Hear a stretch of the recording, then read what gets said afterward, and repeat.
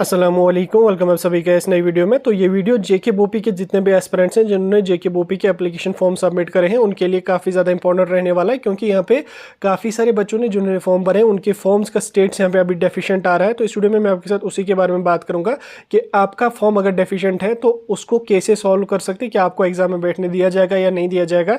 इस वीडियो में मैं आपके साथ कंप्लीट डिटेल में डिस्कस करने वाला हूँ।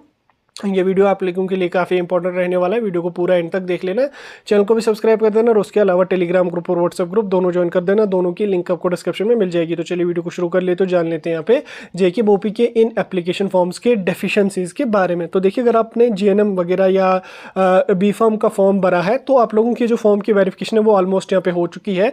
अगर आप अपने फॉर्म का स्टेटस चेक कर लोगे, वहाँ पे कुछ बच्चों का यहाँ पे फॉर्म जो है वो यहाँ पे डेफिशिएंट आ रहा है, ठीक। उसमें फॉर्म का स्टेटस डेफिशिएंट आ रहा है, लेकिन जिन बच्चों ने बीएससी नर्सिंग पैरामेडिकल के लिए भरे हैं उनकी अभी वेरिफिकेशन नहीं हुई है। तो अगर मे बी इन केस आगे चल के उनका भी डेफिशिएंट आ जाए तो इस वीडियो में मैं आपको पूरी जानकारी उसके बारे में बताने वाला हूँ। तो देखिए, डेफिशिएंट की अगर मैं बात करूँगा, डेफिशिएंट जो है वो यहाँ पे क्यों आता है। डेफिशिएंट जो आपका आता है वो इसलिए आता है, आपका कोई डॉक्यूमेंट, कोई डिटेल आपकी पेंडिंग रहती है, यानी कि कोई डॉक्यूमेंट आपका पेंडिंग रहता है या कोई डॉक्यूमेंट आपने गलत अपलोड किया हुआ होता है। उस कंडीशन में भी आपका जब वेरीफाई वो कर रहे हैं वो आपका फॉर्म जो है वो डेफिशिएंट रख देते हैं।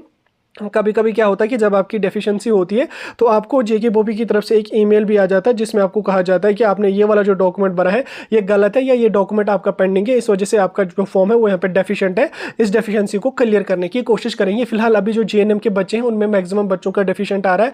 बी फार्म का जो फॉर्म है उसमें भी कुछ बच्चों का यहाँ पे डेफिशिएंट आ रहा है, लेकिन बीएससी नर्सिंग के बच्चों का अभी वेरिफिकेशन का प्रोसेस स्टार्ट नहीं हुआ है, उनका आने वाले दिनों में स्टार्ट हो जाएगा। अगर डेफिशिएंसी आ गई तो इस वीडियो में मैं आपको अच्छी तरह से समझा रहा हूँ, तो वीडियो को पहले देख के रख लो। अब देखिए, डेफिशिएंसी का तो आपको समझ आ गया क्यों आ जाता है डेफिशिएंट से आपके फॉर्म में। अब अगर इन केस आपका फॉर्म आगे चल के कभी डेफिशिएंट आ जाता है या जिन बच्चों का फॉर्म डेफिशिएंट आ गया, अब वो यहाँ पे काफ़ी घबरा रहे हैं कि हमें एग्जाम में जो वो बैठने दिया जाएगा या नहीं दिया जाएगा, उसका क्या सीन रहेगा। तो देखिए, मैं आपको पहले क्लियर कर चुका हूँ, दोबारा से मैं आपको बता रहा हूँ कि अगर आपका फॉर्म डेफिशिएंट आ जाता है इससे आपका फॉर्म रिजेक्ट होने के चांसेस नहीं होते हैं। इसमें क्या है कि जिन बच्चों के फॉर्म डेफिशिएंट आ जाएंगे आगे चल के एक विंडो ओपन हो जाएगा, एक नोटिफिकेशन आ जाएगा जिसमें कोर्स वाइज, जैसे फॉर एग्जांपल जीएनएम का अभी वेरिफिकेशन का प्रोसेस चल रहा है, आज के बाद चाहे 10 दिन के बाद करें, 15 दिन के बाद करें, वो एक लिस्ट जारी करेंगे डेफिशिएंसीज की, ठीक। जिस लिस्ट में उन सभी बच्चों के नाम होंगे जिनके फॉर्म्स डेफिशिएंट होंगे और डेफिशिएंट कौन कौन सा डॉक्यूमेंट होगा वो भी उसमें मेंशन होगा, ठीक। जो डॉक्यूमेंट आपका डेफिशिएंट होगा वो यहाँ पे मेंशन होगा। जैसे फॉर एग्जांपल किसी की मार्कशीट में डेफिशिएंट होगी, किसी की कैटेगरी डेफिशिएंट होगी, किसी डेट ऑफ बर्थ डेफिशिएंट होगी, किसी की डोमिसाइल सर्टिफिकेट डेफिशिएंट होगी। तो आपको क्या काम के चेक कर लेना, उस लिस्ट में आपको अपना नाम चेक करना, उसके बाद जो डॉक्यूमेंट आपका डेफिशिएंट होगा फिर आपको लगभग 2 से 3 दिन का टाइम दिया जाएगा, ठीक। 2 से 3 दिन का टाइम आपको दिया जाएगा। ये शायद आपको फिजिकली ही जाना पड़ेगा फिर बोपी ऑफिस श्रीनगर या बोपी ऑफिस जम्मू, या कभी कभी वो ऑनलाइन भी रखते हैं, वो उनकी मर्जी है।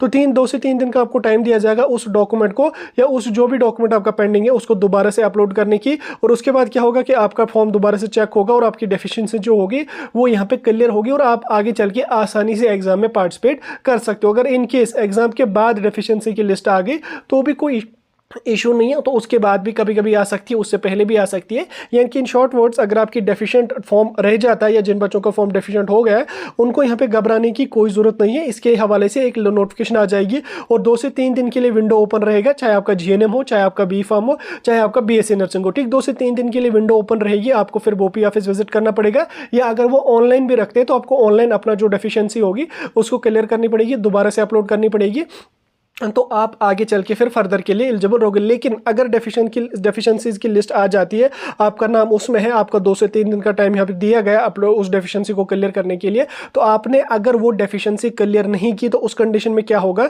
कि आपका फॉर्म यहाँ पे रिजेक्ट होने की काफ़ी ज़्यादा चांसेस यहाँ पे रहते हैं कि वो लोग आपका फॉर्म रिजेक्ट कर सकते हैं। लेकिन अगर आपने डेफिशिएंसी को क्लियर किया तो आपका फॉर्म रिजेक्ट नहीं होगा, आप फर्दर की जो प्रोसेस है उसके लिए यहाँ पे एलिजिबल होगे। बाकी डेफिशिएंट जिन बच्चों का फॉर्म है, घबराने वाली कोई जरूरत नहीं है, टेंशन लेने वाली कोई भी बात नहीं है, कोई भी घबराने की जरूरत नहीं है। आगे चल के इसके हवाले से विंडो ओपन हो जाएगा, जब ओपन हो जाएगा मैं आपको उस टाइम समझा दूंगा। फिलहाल के लिए जो अपडेट था वो मैंने आपके साथ डिस्कस किया। कोई डाउट, कोई कंफ्यूजन होगा कमेंट सेक्शन में बता सकते हैं।